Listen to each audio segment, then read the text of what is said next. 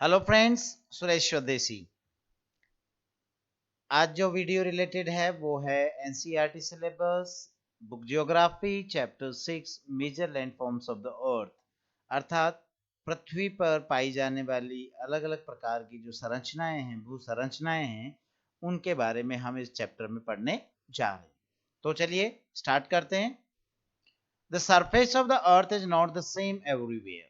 Means earth का जो surface है वो सब जगह एक जैसा नहीं है।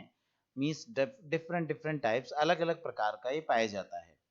Some parts of the lithosphere में be rugged and some flat. कुछ पार्ट जो लिथोस्फेयर के हैं वो रग्ड मीन्स उबड़ खाबड़ हो सकते हैं और कुछ फ्लैट हो सकते हैं अर्थात समतल हो सकते हैं। These landforms are a result of two processes. ये जो डिफरेंट टाइप्स ऑफ लैंडफॉर्म्स अर्थ की सरफेस पे पाए जाते हैं, ये अलग जो टू टाइप्स की प्रोसेसेस होती हैं, प्रक्रियाएं होती हैं। फर्स्ट जो है इसमें इंटरनल प्रोसेस है अर्थात आंतरिक प्रक्रियाएं हैं, leads to the uplifting and sinking of the earth surface at several places. जो आंतरिक जो गतिविधियां या प्रक्रियाएं जो होती हैं उसके तहत या तो अर्थ की जो सरफेस है वो कई प्लेसेस पे सिंक हो जाती है अर्थात नीचे धंस जाती हैं, या फिर वो अपलिफ्ट या ऊपर उठ जाती हैं। तो इसकी वजह से फॉर्मेशन होते हैं। सेकंड जो रीजन है वो है एक्सटर्नल प्रोसेस और एक्सटर्नल फोर्सेस जो हैं, एक्सोजेनिक फोर्सेज हैं, जो कि आउटसाइड रहती हैं, पृथ्वी की सरफेस पे होती हैं, पृथ्वी की सतह पर घटित होती हैं। और इसमें जो है पृथ्वी की जो सरफेस है वो या बियर डाउन होती है या फिर लैंड सरफेस रीबिल्ड होती है, दोबारा उसका निर्माण होता है। ये जो दोनों प्रोसीजर्स हो रहे हैं इसकी वजह से माउंटेन्स, प्लेट्यूज, प्लेन्स जो हैं वो अलग अलग टाइप के लैंडफॉर्म्स तैयार हो जाते हैं। माउंटेन्स पर्वत, प्लेट्यूज पठार एंड प्लेन्स मैदानी भाग। अब हम इनके बारे में एक एक करके जानते हैं। मैं एक चीज ये बता दूं, मैंने आपके लिए आपकी सुविधा के लिए वीडियो में जो है हार्डवर्ड्स भी इंक्लूड किए हैं, ताकि जो लोग हिंदी मीडियम से हैं उनको जो टर्म्स समझने में अगर दिक्कत आती हो तो यहाँ पर उनकी हिंदी अर्थ के साथ मैंने ये जो हार्डवर्ड्स को मेंशन किया है। और साथ ही इंग्लिश मीडियम के बच्चों को भी कई सारी टर्म्स ऐसी हो सकती हैं जो इंग्लिश में नहीं पकड़ में आए, तो यहाँ उनकी हेल्प के लिए टर्म्स दी हुई हैं, आप इनको भी स्टडी कर सकते हैं। चलिए, तो हम इन डिफरेंट लैंडफॉर्म्स के बारे में वन बाय वन करके देख लेते हैं। Mountains. Mountains, a mountain is any natural elevation of the earth surface. अर्थ की सरफेस का जो नेचुरल एलिवेशन अर्थात उसका जो उठाव है उसे माउंटेन या पर्वत के नाम से जाना जाता है। Mountains may be arranged in a line known as the range. Mountains की जो है अगर वो सिंगल है, अकेला है तो माउंटेन है ही, बट जनरली ऐसा होता है कि वो एक सीरीज में कॉन्टिन्यूस फॉर्मेट में पाया जाता है, एक लाइन फॉर्मेट में पाए जाते हैं। तो इसको फिर माउंटेन कहने की बजाय हम माउंटेन रेंज कहते हैं, पर्वत श्रृंखला के नाम से जानते हैं। The Aravalli, the Himalayas, the Alps, the Rockies and the Andes are mountain ranges। अर्थात अरावली जो कि भारत में है, द हिमालय जो कि भारत और चाइना बॉर्डर पर है, रॉकीज जो कि नॉर्थ अमेरिका में है, एंडीज जो कि विश्व की सबसे लंबी माउंटेन रेंज है, longest mountain range of the world, और आल्प्स पर्वत जो कि यूरोप में पाया जाता है। ये सभी माउंटेन रेंजेस हैं। There are three types of mountains. अब माउंटेन्स भी जो इनका फॉर्मेशन होता है उस बेसिस पे तीन प्रकार के कैटेगराइज किए जाते हैं या वर्गीकृत किए जाते हैं। फर्स्ट है fold mountains, second block mountains and third volcanic mountains. अब हम इन तीनों प्रकार के जो माउंटेन्स हैं इनके बारे में एक एक करके जानते हैं। सबसे पहले fold mountains. The Himalayan mountains and the Alps mountains are young fold mountains. They have rugged relief and high conical peaks. Himalayan mountain है, आल्प्स हैं, अरावलीज हैं, ये सभी फोल्ड माउंटेन्स में आते हैं। इनमें से आल्प्स माउंटेन और जो हिमालयन माउंटेन रेंज है ये यंग फोल्ड माउंटेन्स है। अर्थात यंग और ओल्ड फोल्ड माउंटेन्स का मीन ये हो गया कि इनका जो स्ट्रक्चर फॉर्म हुआ उसके टाइम डिफरेंस बहुत ज्यादा है। तो कुछ बहुत पहले means billions of years ago हुआ और कुछ का recently millions of years ago हुआ। तो इसकी वजह से इन्हें यंग फोल्ड माउंटेन्स और ओल्ड फोल्ड माउंटेन्स के नाम से भी जानते हैं। तो हिमालयन और आल्प्स जो माउंटेन है वो यंग फोल्ड माउंटेन्स की कैटेगरी में आते हैं। और इनकी जो रिलीफ है अर्थात इनकी जो स्ट्रक्चर है वो रग्ड है, एंड इनकी जो पीक्स हैं वो हाई भी हैं एंड कॉनिकल शेप में है अर्थात शंक्वाकार हैं। Aravalli range in India is one of the oldest fold mountain systems. Aravalli जो है वो भी फोल्ड माउंटेन की कैटेगरी में है, बट वो ओल्डेस्ट जो है वर्ल्ड की उनमें से एक है। The Appalachians in the North America and the Ural Mountains in Russia are also very old fold mountains। अर्थात अपलेशियन जो कि नॉर्थ अमेरिका में है और यूराल माउंटेन जो कि रशिया में है, ये भी वर्ल्ड के ओल्डेस्ट जो फोल्ड माउंटेन्स हैं उनमें से एक है। अब हम बात कर रहे हैं कि फोल्ड माउंटेन्स का स्ट्रक्चर आप इस डायग्राम से समझ सकते हैं। ये प्लेट्स हैं जो अर्थ के, हम प्लेट टेक्टोनिक थ्योरी की बात करते हैं कि अर्थात जो अर्थ है वो अर्थ का जो क्रस्ट है वो प्लेट्स पे मूव करता रहता है, प्लेट्स पे टिका हुआ है।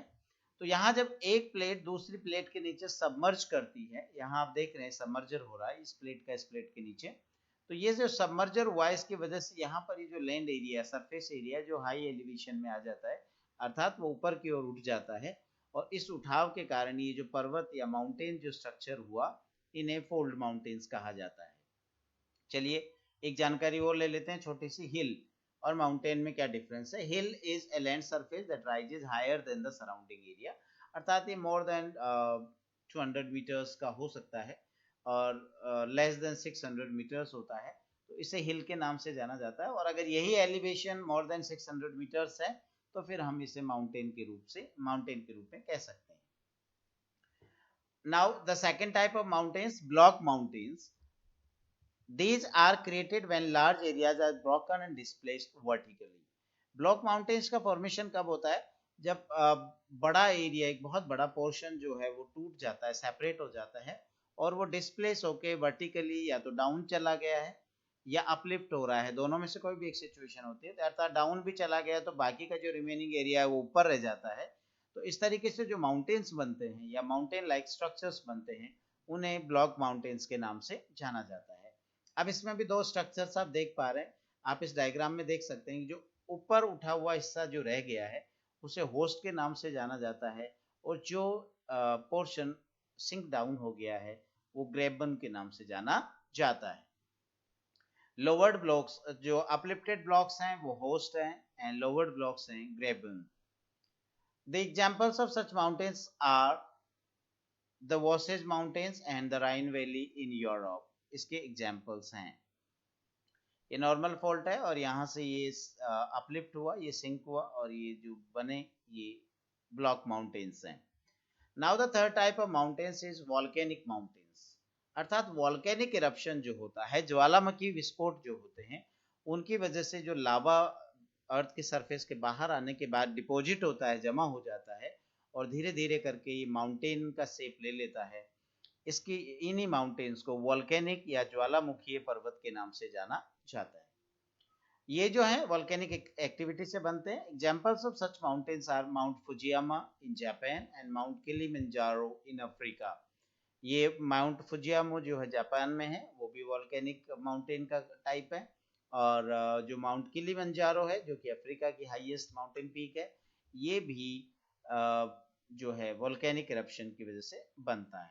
ये आप देख ही पा रहे हैं, ये मैग्मा चैम्बर अर्थ की सरफेस के अंदर होता है, यहाँ मैग्मा फील्ड होता है। ये मैग्मा जब अर्थ की क्रस्ट से बाहर आने की कोशिश करता है तो यहाँ क्रेटर से ये वॉल्केनिक ब्लास्ट होता है, वॉल्केनिक बॉम्ब होता है, फटता है प्रेशर के साथ और ये बाहर की तरफ आता है। ये जो जिस पाइपलाइन या जिस रास्ते से, जिस पाथ से बाहर आता है उसे मेन वेंट कहा जाता है, और ये सेकेंडरी कॉन्स और सेकेंडरी वेंट हैं जो कि बाहर की साइड में निकली हुई हैं।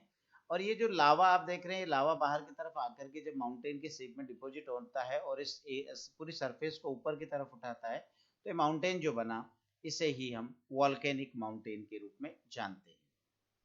The Himalayan mountains and the Alps are young fold mountains.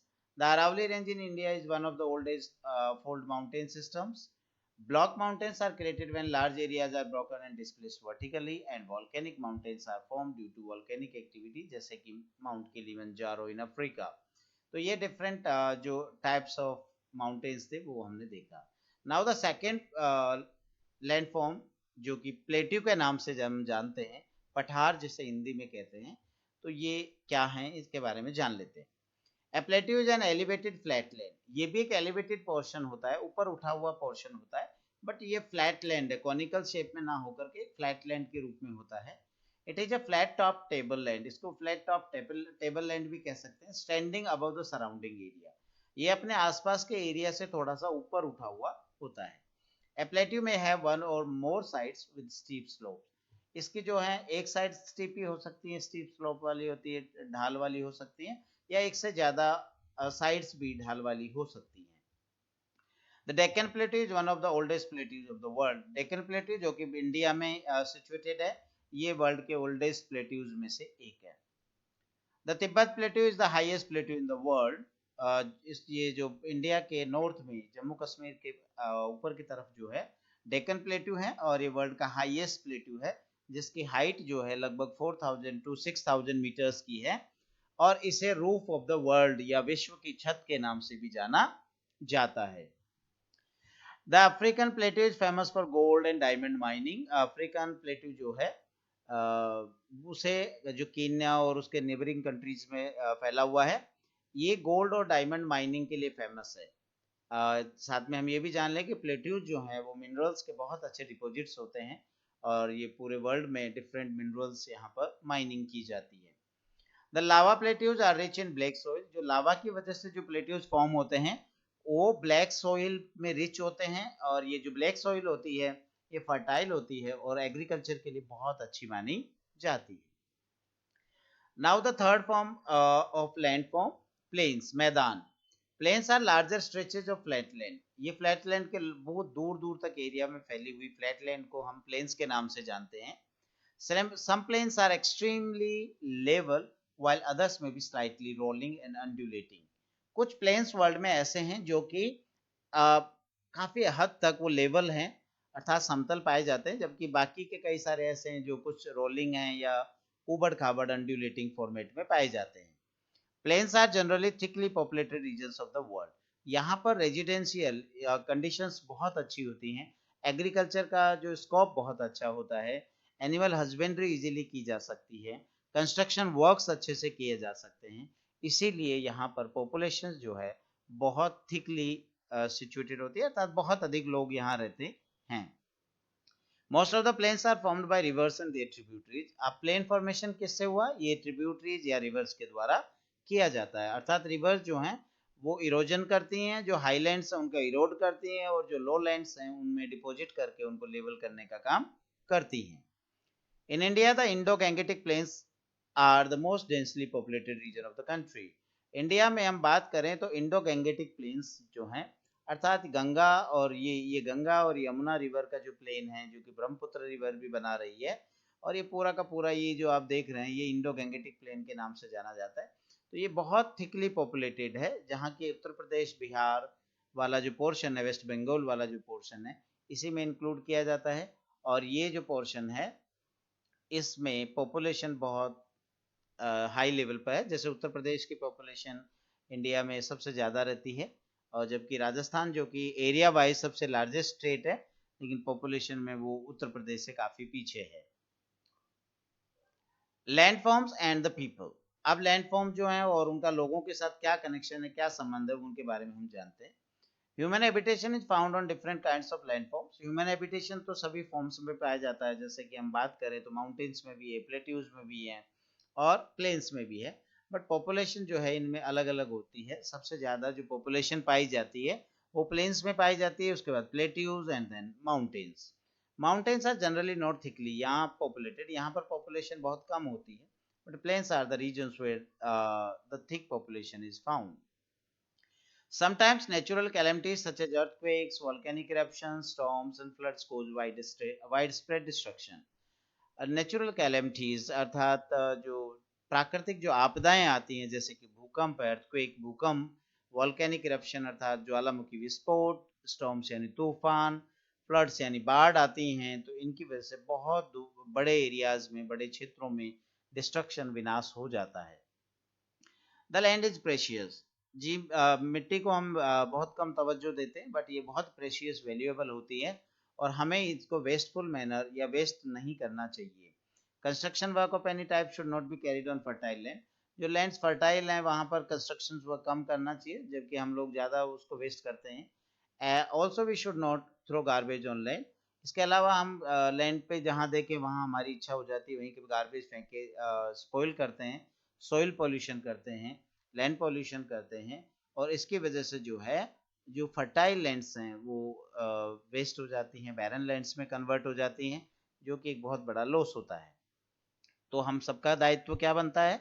It is our duty to take care of land और एनी अदर नेचुरल गिफ्ट। जो नेचुरल गिफ्ट हमको मिले हैं, प्रकृति ने जो हमको दिए हैं, तो प्रकृति के द्वारा दिए हुए नेचुरल गिफ्ट्स हैं हमें, तो हमें इनकी केयर करनी चाहिए और इनको जो है जागरूक नागरिक के रूप में इनकी देखभाल करनी चाहिए और संरक्षित करना चाहिए, ताकि हम और आने वाली जो जनरेशन्स हैं वो इनका लाभ निश्चित रूप से ले पाएँ। ये चीज़ समझते हुए हमें इनका उपयोग करना चाहिए। तो चलिए, ये था chapter 6 major land forms of the earth, जो कि क्लास 6 का है एनसीईआरटी सिलेबस को फॉलो करते हुए।